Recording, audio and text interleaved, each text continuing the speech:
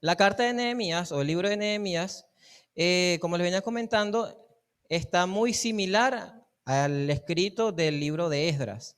De hecho, en algún momento fueron cartas que se consideraban la misma. Mas, sin embargo, en algún momento se separó, pues narraban historias, aunque con propósitos similares, eran historias que se habían sucedido de manera distinta. El libro de Nehemías habla de la historia de un varón ya con ese mismo nombre llamado Nehemías y habla sobre los años 528, 538, voy a confirmar, antes de Cristo, en el periodo de la cautividad. Este libro se encuentra en los que están siendo de manera narrativa y nos va a ir encontrando, vamos a ir encontrando dentro de este libro, muchos mensajes sobre lo que es el constante trabajo a Dios y lo que sería un ejemplo vivo de lo que sería un buen líder dentro de una congregación o del pueblo.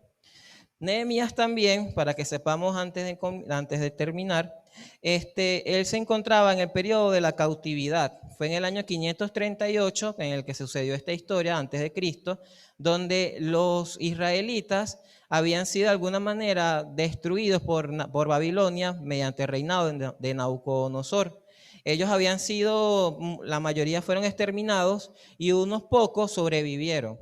Esos pocos fueron los que se les conoció luego como el remanente, que fueron los que quedaron vivos en ese momento, que lo vamos a ver un poquito más adelante. Y ellos fueron esparcidos prácticamente por todo ese territorio. Ya ellos no habitaban nada más en Jerusalén, sino que ellos salieron, o sea, los llevaron a otros reinos. Muchos quedaron como esclavos, otros murieron en el camino, etcétera, etcétera.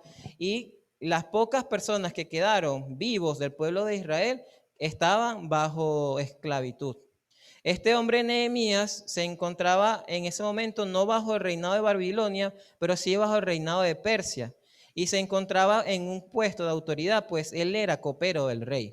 Entonces, ahora sí, entrando al libro de Nehemías, entendiendo esto, vamos a ver qué pasa en el capítulo 1, versículo 1 de este libro, donde vamos a ver qué fue lo que motivó o de qué trata todo este libro. Se encuentra en estos primeros versículos. Leamos, dice, capítulo 1, versículo 1. Palabras de Nehemías, hijo de Acalías. Dice, aconteció en el mes de Quisleu, en el año 20, estando yo en Susa, capital del reino, que vino Anani, uno de mis hermanos, con algunos varones de Judá, y le pregunté por los judíos que habían escapado, que habían quedado en la cautividad y por Jerusalén. Y le dijeron, versículo 3, el remanente, los que quedaron de la cautividad allí en la provincia, están en gran mal y afrenta, y el muro de Jerusalén derribado, y sus puertas quemadas a fuego. Entonces este hombre, Ananías, Nehemías, estaba en un lugar y estaban en ese momento sirviendo, no en Jerusalén, ellos estaban lejos, estaban en Susa, capital del reino, y vino un hombre que fue su hermano, Anani, junto a otros varones de Judá, y él, sabiendo que ellos venían de aquellas tierras, les preguntó de qué había sido de Jerusalén, cómo estaba el remanente. Ya sabemos que remanente eran los que habían sobrevivido a aquella gran matanza, los poquitos israelitas que quedaban. Él pregunta qué sigue de ellos y les pregunta, bueno, ¿cómo sigue Jerusalén? Entonces ellos le respondieron, mira, esos que quedaron en remanente, los que están en la cautividad, ellos se encuentran en gran mal y afrenta. Ellos están pasando por un problema muy grande. Y dice también que el muro de Jerusalén estaba derribado y sus puertas quemadas a fuego. ¿Qué significa que este muro esté derribado? Que esa ciudad no tenga muros, significa que esa ciudad está completamente desprotegida. Entendamos que en aquel tiempo, en aquel momento, esas ciudades, cuando no tenían protección, esas ciudades estaban a merced de cualquier territorio que quisiera atacarlos y que quisiera destruirlos a ellos. Entendamos que si nosotros nos sentimos inseguros en nuestras casas hoy de dormir con la puerta abierta y dejar la puerta abierta, pues creo que ninguno de los presentes cuando va a dormir deja la puerta de la calle abierta, creo que ninguno lo hace. Si nos sentimos incómodos, imagínense en una época donde eran constantes los saqueos, las destrucciones, que venían hordas de personas, entraban, secuestraban a las mujeres, mataban a los que querían, se llevaban las riquezas y sencillamente se llevaban todas las cosas que ellos querían. O sea, imagínense que nosotros vivamos, digamos que en el borde de una montaña, estemos allá con nuestras cosas y un día despertemos y vengan personas del otro lado de la montaña y nos saquen. Ahora imagínense eso de manera más grande, porque en la ciudad habían cosas. O sea, cuando alguien tenía, así sea un rebaño o sus alimentos, estaba a merced que cualquier vagabundo que estuviera pasando por ese territorio fuera y los atacara. Entonces ellos vivían en constante zozobra. Ellos no sabían en qué momento los iban a atacar. Ellos estaban pasando trabajo. Aparte de que ellos no vivían tranquilamente, pues ellos eran esclavos. Ellos estaban siendo oprimidos de alguna manera por esas zonas, por esas regiones, puesto que en la época de Nabucodonosor todo el pueblo de Israel fue prácticamente devastado. Y eso era lo que ellos estaban viviendo. Y Nehemías, cuando escucha esto, sabiendo que después de 70 años que eso pasó, todavía ellos estaban pasando trabajo y había muchos hermanos o muchos judíos, muchos hermanos de él, de sangre y también de como pueblo que estaban pasando trabajo, Nehemías se sintió mal. Eso lo podemos equiparar como hoy por hoy en las redes sociales cuando vemos una noticia de que tal país está pasando por una tragedia natural, que el huracán, vea Katrina o cualquiera, vino y devastó tal país y que se devastó tal aldea. Hace poco en Centroamérica hubo un huracán que golpeó mucho a Honduras y muchas personas murieron. Y a veces nosotros como cristianos vemos esas noticias y no nos afligimos. Y no nos damos cuenta de que allá en ese lugar, esos que murieron pudieron haber muerto hermanos en la fe. Y quizás no murió un hermano de la fe, pero sí murió algún familiar de algún hermano en la fe. O sea, es como que cualquiera de los presentes tenga un primo, un conocido, que su vida se acabó en un instante por el huracán, que está en ese momento todo ese lugar devastado y no tienen dónde vivir. Ya no hay paredes, ya no hay muelles, ya no hay refugio, todo está en escombros. De esa manera se encontraban el remanente en la época de Nehemías. Y nosotros a veces vemos esa noticia y no nos afligimos, mas Nehemías apenas lo escuchó, dice la palabra en el versículo 4, continuó leyendo, dice que cuando oí estas palabras me senté y lloré. E hice duelo por algunos días y ayuné y oré delante del Dios de los cielos.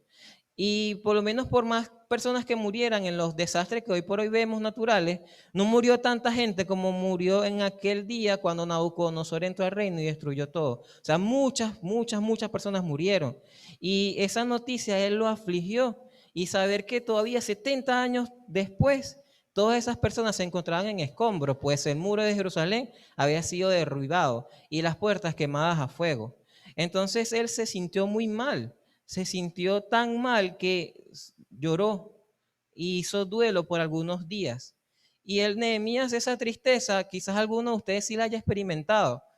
Mi esposa, cuando ella vio las noticias de Honduras, ella siempre se le aguaban los ojos y lloraba y me decía, negro, mira lo que están pasando eso. Y yo me hacía el fuerte y yo decía, no te sientas tan mal, no te lo tomes tan personal. O sea, entiendo que estás afligida, pero yo me hacía el fuerte, pero por dentro yo también estaba devastado. Y es que yo también me imagino la situación en que ellos estaban viviendo. Donde yo me crié, cada vez que llovía, la quebrada se desbordaba y entraba a la casa y pasábamos trabajo. Y si era una quebrada que el agua llegaba a 1 metro más o menos, que quedará para ellos que todo lo que ellos conocen, todas esas casas fueron devastadas. Yo también me sentía mal, pero si ella estaba llorando, yo me ponía a llorar con ella, no nos íbamos a consolar. Yo tenía que ser fuerte para consolarla a ella. Entonces, de esa misma manera, yo me quedaba triste, yo solamente pude dar unas palabras de aliento a ella, más sin embargo, ¿qué fue lo que hizo Nehemías? Porque lo considero uno de los mejores ejemplos del Antiguo Testamento, y es que cuando él se sintió mal y lloró, hizo duelo por varios días, y dice que ayunó y oró. No se quedó con la tristeza, no se quedó triste nada más afligido por lo que estaba pasando, sino que él hizo algo con su tristeza. Y lo que hizo no fue salir a quejarse porque Dios permitió esto, porque permitió que todos murieran y cuestionar las decisiones de Dios, sino lo que hizo fue tomar para sí ese sentimiento y en vez de alejarlo a Dios, lo acercó, hizo luto, ayunó y oró delante de Dios. Pasó ese momento de tristeza, lo pasó él antes de hablar con Dios, pues dice que, miren el orden, se sentó, lloró, hizo duelo por varios días, luego ayunó y por último oró delante de Dios. A veces cuando nos pasan cosas que nos sentimos mal, de una vez nos apresuramos y decimos, Dios, ¿por qué permitiste que pasara eso? ¿Por qué dejaste que esa niña, esa niñita que iba pasando, o sea, criatura de 4 años, la atropellaran o pasara por esa desgracia? A veces nos sentimos tan mal en el sufrimiento que cuestionamos las decisiones de que pasan y queremos reclamarle a Dios. Mas, sin embargo, Nehemías no hizo esto. Él con su dolor, él primero se sentó, lloró, ayunó, tuvo su luto y por último fue que oró a Dios. O sea, no lo hizo bajo su sufrimiento, lo hizo bajo el conocimiento de que lo que estaba pasando tenía un propósito. ¿Y cuál es eso? Bueno, veamos el versículo 5 donde dice, y dije, te ruego, oh Jehová Dios de los cielos, fuerte, grande y temible, que guarde el pacto y la misericordia a los que le aman y guardan sus mandamientos. Esté ahora atento tu oído y abiertos tus ojos para oír la oración de tu siervo, que hago ahora delante de ti día y noche, por los hijos de Israel, tus siervos, y confieso los pecados de los hijos de Israel que hemos cometido contra ti. Sí, yo y la casa de mi padre hemos pecado.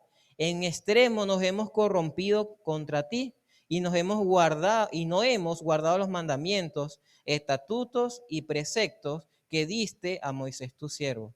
Vean que él, en vez de dejarse dominar por la tristeza y la rabia, él se dio cuenta de que eso que pasó allá en Jerusalén fue porque el mismo pueblo se lo buscó. Ellos mismos, en vez de seguir a Dios, siguieron sus propios intereses, se fueron a otros dioses, no es porque existan, sino porque ellos se dejaron atraer por esos ídolos que había en esa zona y ellos buscaron que les pasara eso y ya Dios se los había advertido, que si ellos hacían eso, si iban a la idolatría, eso les iba a acontecer y eso fue lo que pasó. Y Nehemías cuando le dice a Dios, le dice que él pecó y sus padres pecaron y reconoce que lo que pasó en Jerusalén fue a consecuencia del pecado. Y eso es algo que es admirable porque es difícil asimilar, imaginar que niños de pecho, niños más grandes, adultos, niños, ancianos, mujeres, vírgenes, personas con riqueza, toda esa cantidad de personas fueron destruidos, aniquilados cuando Babilonia entró y muchos fueron asesinados. Y es increíble cómo ver después de tan semejante matanza, que no es que era de un pueblo gentil, era Israel, era el pueblo que era el pueblo de Dios. O sea, imagínense lo que cualquiera escucha, lo que pasó con el pueblo de Israel y dice, Dios es malo, ¿cómo va a castigar a su pueblo así?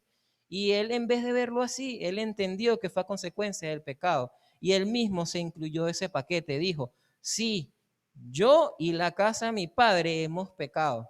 Y no solamente eso, sino que reconoce que ese pecado todavía está a los días de hoy, que 70 años después todavía el pueblo de Israel seguía, el remanente que quedaba, seguía buscando sus propios caminos y no buscaba de Dios. Y eso él lo reconoció.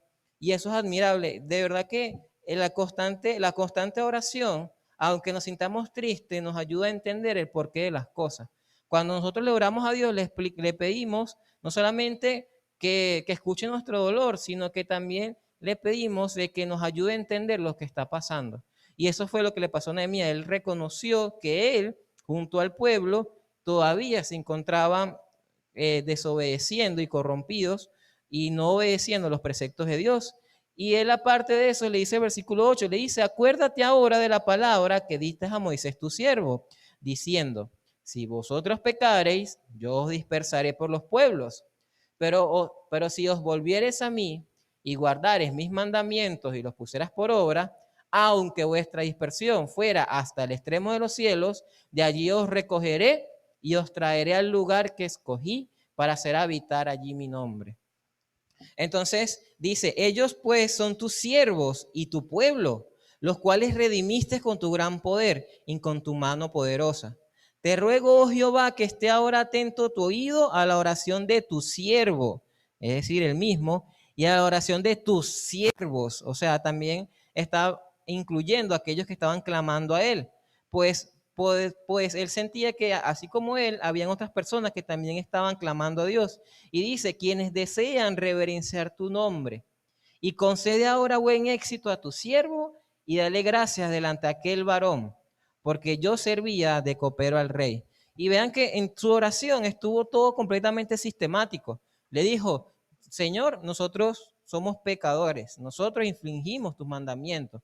Y es verdad, también le decimos, Señor, nosotros en nuestra condición sabemos que nos pasó estas consecuencias, pero tú nos prometiste que si volviéramos a ti, aunque fuéramos dispersos, tú no ibas a reunir. Él les dice, Señor, o sea, le está diciendo, todavía confío en ti, todavía recuerdo tu promesa. Entonces, no te guardo rencor. A veces nosotros le guardamos rencor a Dios por las cosas que nos pasan, sino que les dice, mira, así como cumpliste nuestra disciplina, también sé que vas a cumplir tu promesa. Y les dice que si nosotros nos volvemos a ti, tú no vas a recoger. Y les dice que escuche su oración, es decir, de alguna manera se está en el versículo 11, cuando dice que le ruega que esté atento a tu oído a la oración de tu siervo, le está diciendo que yo no voy a, esta no va a ser la última vez que yo te ore por esto. Se está comprometiendo que va a seguir orando, que va a estar constantemente orando. Por eso Nehemías es un hombre de oración. Y dice que a esas siguientes oraciones te pido que estés atento a tu oído a la oración de tu siervo y a quienes quieren trabajar. Y junto con eso, por último, le dice que él quería que si fuera voluntad de Dios, él pudiese hallar gracia delante de aquel varón. Y aquel varón era el mismo rey, pues Nehemías era copero del rey. O sea, él no se quedó solamente con su aflicción, no solamente se acercó a Dios en oración y en ayuno, también se puso en pie para hacer una obra, pues él quería hacer algo al respecto, él quería edificar o sea, reedificar ese muro. Aunque literalmente no lo diga acá, él quería hacer eso, pues dice que quería ya gracia ante el copero del rey. Y esa oración, ese ayuno se escuchó, dio frutos. Y está dentro del capítulo 2 y dice que sucedió en el mes de Nisan, entendiendo que en el capítulo 1, recuerden que hablaba de que estaban en el mes de Kisleu, o sea, eso no fue algo de un día para otro, ya había pasado tiempo. Y fue dentro del mes de Nisan, en el año 20 del rey Artajerjes, rey de Persia, que estando ya el vino delante de él, tomé el vino y se lo serví al rey. Y como yo no había antes estado, yo no había estado antes triste en su presencia, el rey me dijo, versículo 2, ¿por qué está triste tu rostro? Pues no estás enfermo. No es esto, sino quebranto de corazón. Y dice que entonces temí en gran manera. Los coperos tienen, no solamente tienen un trabajo de servir el vino al rey, sino que ese labor que aunque tiene beneficio porque está cerca del rey, también es peligroso. Si alguna vez han visto series medievales, han visto que hay gobernantes malos que cuando ellos se molestan, al primero que van pasando por ahí, lo mandan a decapitar. Siempre, no, que ellos mandan una batalla, pierden la batalla, viene un mensajero y le dice, Señor, perdimos. Y a veces en esas películas medievales ellos se molestaban y al que iba pasando, ejecútalo. Al mismo mensajero lo mandaban a matar. Entonces el copero, estar cerca del rey, como eso de alguna manera inducía al alcohol y el alcohol a veces toma decisiones poco ligeras, Nehemías estaba expuesto a que el rey, si tenía mal corazón, lo mandara a matar o por lo menos fuera encarcelado. Y cuando el rey le dice eso, mira, ¿qué es lo que tú tienes? Porque no estás enfermo, ¿qué es lo que pasa? Nehemías se sintió preocupado, tuvo miedo. Y también pudo ser que sintiera miedo porque llegó el momento que él esperaba. O sea, en lo que él estaba clamando, cuando él le dijo a Dios que logrará ya gracia ante aquel hombre, era porque él quería de alguna manera buscar el apoyo del rey para poder hacer algo. Y ese era el momento que él estaba esperando. Y cuando el rey le pregunta eso, se dio cuenta que se dio la oportunidad que él estaba esperando para hablar con él. Y dice versículo 3, dijo, y dije al rey, para siempre viva el rey. ¿Cómo no estará triste mi rostro cuando la ciudad, casa de los sepulcros de mis padres, está desierta? y sus puertas consumidas por el fuego. ¿Cómo voy a estar triste si sé que de donde yo vengo y mis padres, todo está en escombros todavía? Después de 70 años, las personas viven en escombros todavía. ¿Cómo me voy a sentir yo contento sabiendo que mientras yo estoy bien aquí con usted, viviendo bien, ellos están pasando trabajo? En otras palabras, parafraseando, eso fue lo que le dijo. Y el rey, versículo 4, dice, ¿qué cosa pides? Y en ese momento, vean, Nehemías le oró al Dios de los cielos. No le respondió apresuradamente, sino que le oró a Dios antes de responder y le dijo, versículo 5, si le place al rey y tu siervo ha hallado gracia delante de ti, envíame a Judá, a la ciudad de los sepulcros de mis padres, y la reedificaré. Entonces el rey le dijo, y la reina también, ¿cuánto va a durar tu viaje y cuándo volverás? Y le agradó el rey enviarlo después que le señaló el tiempo. Entonces aquí se cumplió lo que Nehemías quería. Nehemías quería el permiso de ir para allá a reedificar. Y él en ese momento todavía le dice además en el versículo 7, si te le place el rey que me des cartas para que los gobernadores del otro lado del río me franqueen el paso hasta que yo llegue a Judá, si quieres, hazlo. Es decir, le dijo, aparte de darme permiso, si te place, por favor pida a todas las personas de aquel reino que no me ataquen y que por favor me escolten hasta que yo llegue. Y además de eso, le dijo en el versículo 8 que le dé carta a Asaf, guardabosque del rey, para que le dé madera para enmaderar las puertas del palacio de la casa, para el muro de la ciudad y para la casa donde él ha de habitar, o sea, la casa donde Nehemías iba a habitar. Y dice versículo 8 también que el rey le concedió ese deseo según la benéfica mano de Dios sobre él. Es decir, un copero, un simple siervo del rey, le está pidiendo algo y le está pidiendo un permiso. Pero aparte del permiso, le está pidiendo también que le dé autoridad y que lo escolten hasta que él llegue a su lugar. Y no conforme con eso, le pidió madera. Y no le pidió 3 tablitas, no le pidió un camión de tabla, no le pidió 10 camiones ni 100 camiones, pues era el muro de Jerusalén, eso abarcaba gran cantidad de madera. O sea, galpones y galpones todavía no alcanzan para suplir toda la madera que se necesitaba para edificar ese muro. O sea, Nehemías literalmente le está pidiendo una fortuna. Y aparte, que también va a gastar mucho en transporte, pues no habían camiones. Tenían que cargarlo prácticamente con animales y a personas. Entonces, eso le pidió mucho, le pidió muchísimo. O sea, quizás si contáramos en dinero lo que costaba toda esa madera, nada más la madera, sin contar la mano de obra, seguramente la cantidad sería exorbitante.